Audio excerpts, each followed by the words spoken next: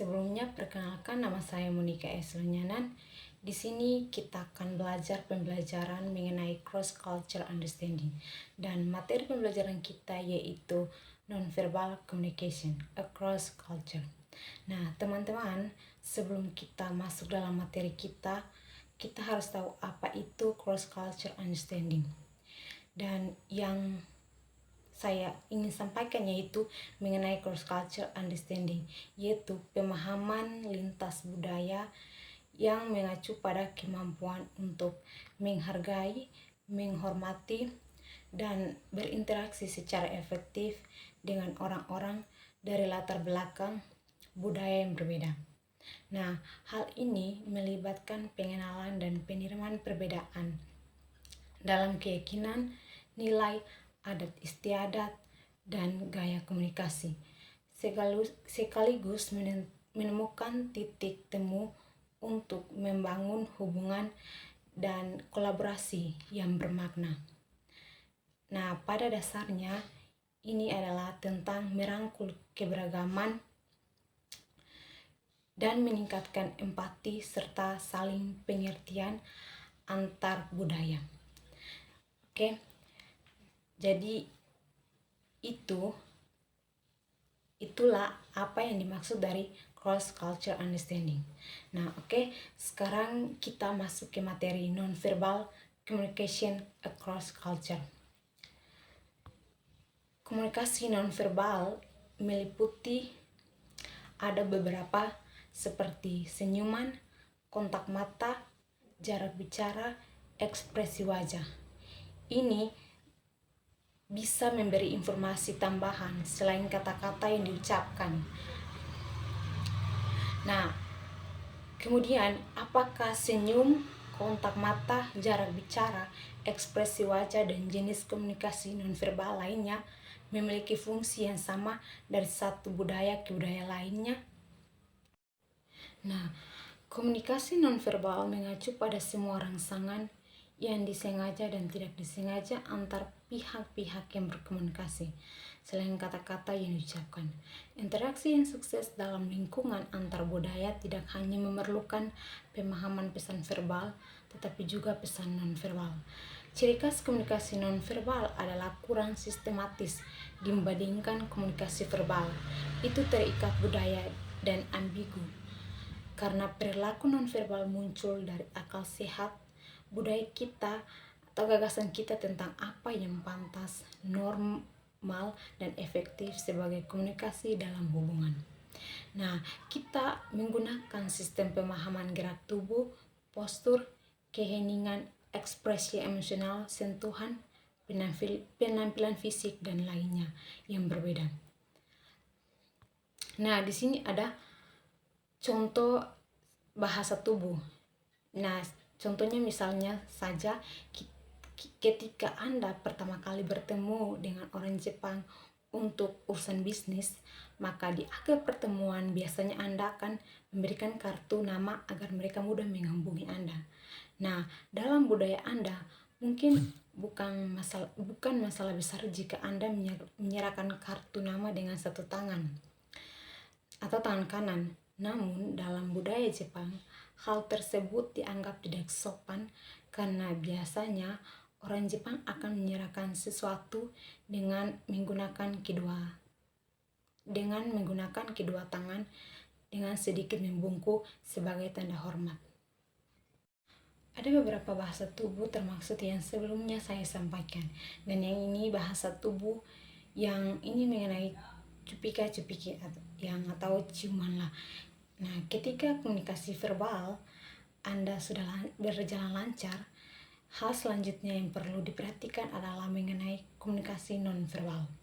Nah, misalnya ketika bertemu dengan orang Amerika atau Inggris, mereka akan terbiasa berjabat tangan dan melakukan tradisi menempelkan pipi atau pipi kanan dan pipi kiri. Nah, sementara itu, Anda tidak bisa melakukan hal yang sama ketika bertemu dengan orang Arab misalnya, karena mereka akan menganggap Anda sebagai orang yang agresif dan tidak sopan. Dan ada juga bahasa tubuh dalam bentuk ekspresi wajah. Jadi, Bentuk komunikasi nonverbal bisa berupa kontak mata, gerak tangan, jarak saat berkomunikasi, ekspresi wajah, dan lain sebagainya. Nah, bentuk komunikasi nonverbal ini mungkin sama atau berbeda sama sekali dari satu negara ke negara lain.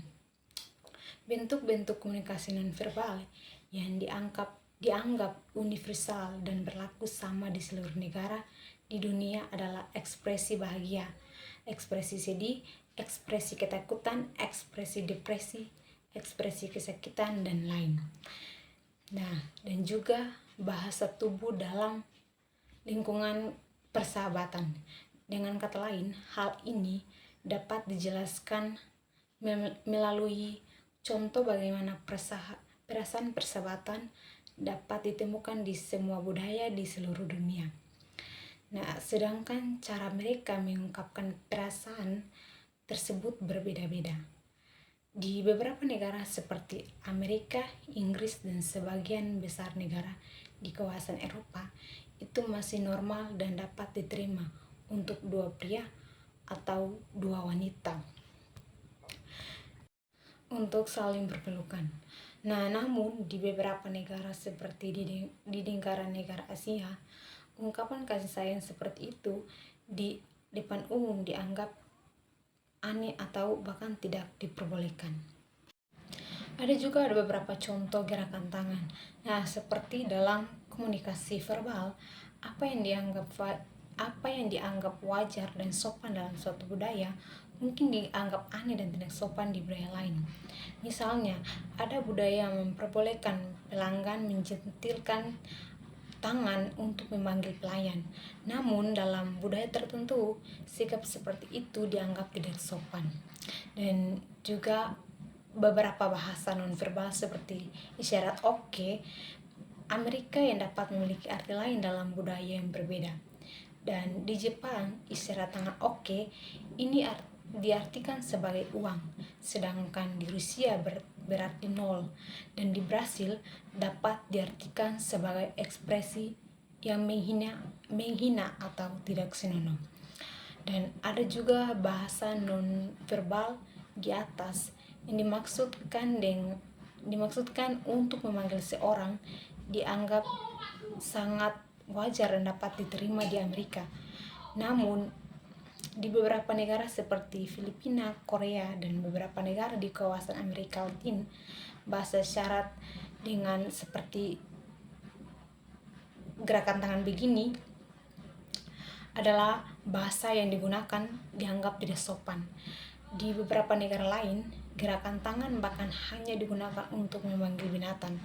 Oleh karena itu, kita harus sangat berhati-hati saat mengunjungi suatu negara dan berniat menggunakan bahasa tubuh tertentu yang normal dalam budaya kita. Namun, mungkin berarti sebaliknya di negara yang kita kunjungi. Dan dalam raut wajah, berbicara tentang ekspresi wajah, tentunya semua orang tahu bahwa senyuman merupakan salah satu bentuk ekspresi kebahagiaan atau kesenangan yang paling universal karena manusia di seluruh dunia melakukannya saat sedang bahagia. Namun senyuman itu sendiri terkadang mempunyai arti yang berbeda-beda tergantung pada situasi apa kita tersenyum dan kepada siapa kita tersenyum. Nah, misalnya senyuman yang kita berikan kepada petugas polisi ketika kita berada di kantor polisi dan senyuman yang kita berikan kepada anak di sekolah dasar adalah dua jenis senyuman yang berbeda di sekolah dasar. Yang pertama bisa jadi ucapan terima kasih atau tanda kita menghormati petugas polisi, sedangkan yang kedua bisa jadi tanda kita menghormati petugas polisi. Dan sedangkan senyuman di situasi kedua bisa berarti kita senang bertemu dengan anak-anak. Dan juga kontak mata. Nah, kontak mata penting karena kontak mata yang tidak mencukupi atau berlebihan dapat menimbulkan hambatan komunikasi. Di beberapa negara bagian di Amerika Serikat seperti kawasan pantai barat dan Amerika Selatan, memandang seorang ketika berpapasan adalah hal yang normal dan dapat diterima. Misalnya, kita mungkin berpapasan dengan dua orang asing saat kita sedang berjalan dan melakukan kontak mata dengan mereka. Berjalan dan melakukan kontak mata dengan mereka, tersenyum dan bahkan mengucapkan hai selama beberapa detik. Dan ada pun juga jarak percakapan.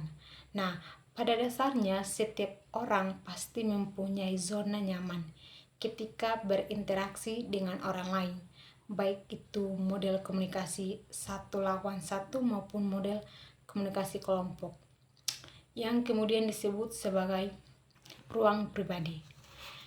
Nah, budaya yang berbeda tentunya juga akan membuat perbedaan dalam jarak percakapan ini. Selain alasan budaya, biasanya faktor internal yang mempengaruhi besarnya jarak tersebut adalah tentang kepribadian seseorang. Seorang introvert biasanya akan cenderung menciptakan jarak yang lebih jauh ketika melakukan percakapan dengan lawan bicaranya dibandingkan dengan mereka yang ekstrovert. Nah, untuk budaya khas Amerika, jaraknya biasanya sekitar 1 lengan hingga 4 langkah kaki, tergantung pada situasi dan dengan siapa lawan bicaranya berbicara. Dalam budaya Amerika, semakin dekat jarak berarti semakin besar atau dekatnya hubungan antar masyarakat. Orang Amerika akan merasa tidak nyaman berada terlalu dekat dengan seseorang yang baru mereka temui. Itulah materi pembelajaran mengenai nonverbal communication across culture dari saya, dan sekian dari saya. Terima kasih.